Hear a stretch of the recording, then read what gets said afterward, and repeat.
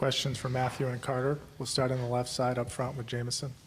Chucky, obviously coming off that first loss, you knew the Canes were going to come out and want to have a strong first period, a strong push. How did you guys kind of prepare for that and, in essence, kind of flip the script on them there in the first? Yeah, it's not. When you look at it, you go from a game 7 into a game 1. Those are two pretty high intent. All of them are high intense, but those are as riled up as you're going to get. And it might have been natural for us to take a little bit to get going tonight, and it was the exact opposite. It was an unreal start from us. No, the goals aside, just the way we played in the first period was as good as it gets, and yeah, it's just a hell of a road trip. Stay on the left up front, Mike. Yeah, Matthew, on that point, I mean, your forecheck tonight, especially your line, what was the key? That puck support on the first goal just sort of epitomized what it felt like the whole night for all three of you guys. Yeah, I think just, I don't know, don't think, just skate and hit when it's there, be above your guys after you do it, and make sure there's a third guy in a good, responsible position to either get back first, and just be above them. Don't give them anything off the rush. We talked about that for years here. But I think just our line, we're good-sized guys. Try to be physical, and doesn't just have to be one person. It could be any one of us. So I thought it was a good job by all three of us getting on the forecheck tonight.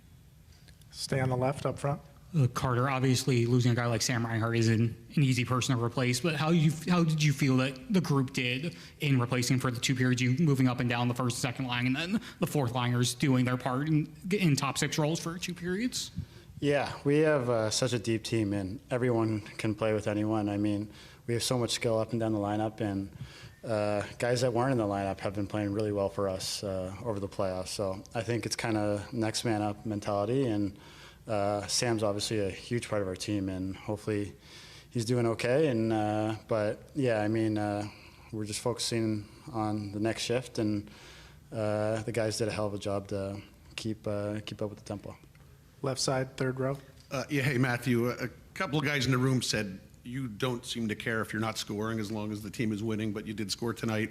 How did it feel to get on the board? And Carter, what did you see on that play, how that play developed that resulted in Matt's goal? Yeah, I think I just took the puck. I got a nice play from Meeksy. Benny was hard on the forecheck, and Meeksy gave it to me. I just took it to the net, saw Matthew driving back door, and just tried to put it on a stick, and he did the rest like he does. Hey Matthew, is that true that you don't really care if you don't score as long as you guys are winning? We're in up 2 games to 0. I do not care how we get there. If it goes in, it goes in. If it doesn't, it doesn't. I've never cared, but sometimes it's nice to see it go in, but it is what it is sometimes. I'm not Ovechkin, so they're not always going to go in. So, but when they do, they feel nice. Left side, back row. I don't need to tell you guys what the stakes are here. It's obviously really high. A bunch of your teammates, Paul, talking about how you expected Carolina's best punch. What I'm wondering is, do you guys get nervous before these games? I think a little bit. There's definitely some more juice in the games than in the regular season. I think it's easier to get up for them, and we're a confident group, and I think we're just more excited to play for them and play for each other. And in the big moments, we have a lot of guys that seem to kind of rise to the occasion and enjoy playing in them. And yeah, I think a little nerves, but they're always good. I don't know. Sometimes, I guess. I was not really anymore.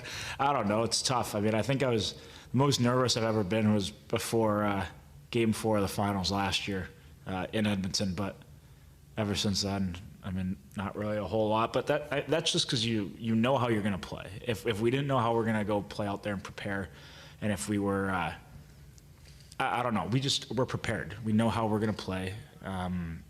We know how each line's going to go out there, and we try to roll over them. And sometimes it doesn't work out perfectly, but when you know your game, you shouldn't be too nervous about it. You get beat. Games, you get beat.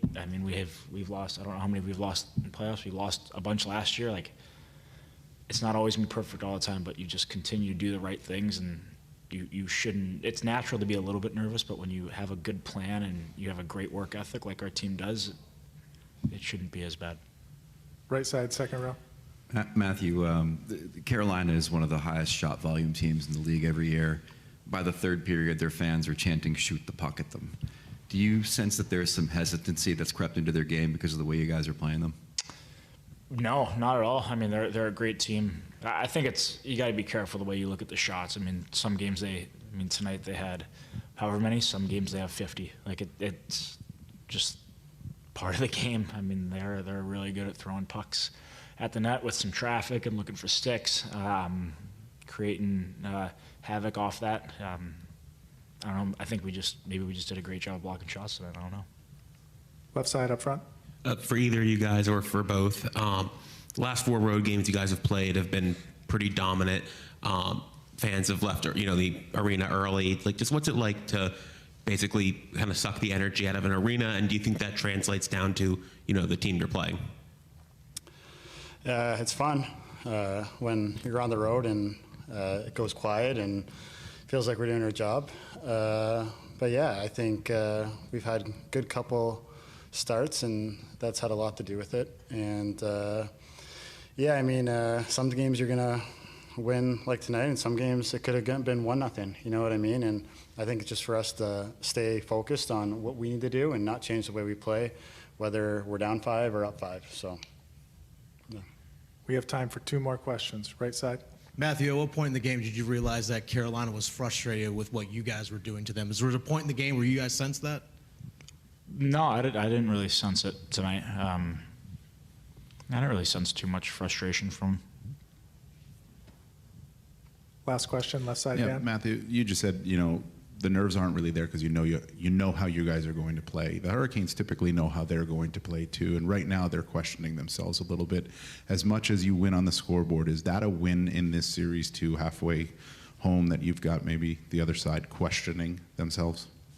No, I just think that there's adjustments that are made by both sides in a series like this. I mean, it's 2 teams. We play similar, but not necessarily the exact same. I know it might look like it sometimes, but I just think that there's stretches of the game where they dominate us. That's always been the case. Whether it's a few shifts or half a period or whatever the case is. Like, there's been stretches tonight where they played really, really well. So I'm sure that they're just going to want to do that more, and we're going to want to see it less. So it's just back to the drawing board.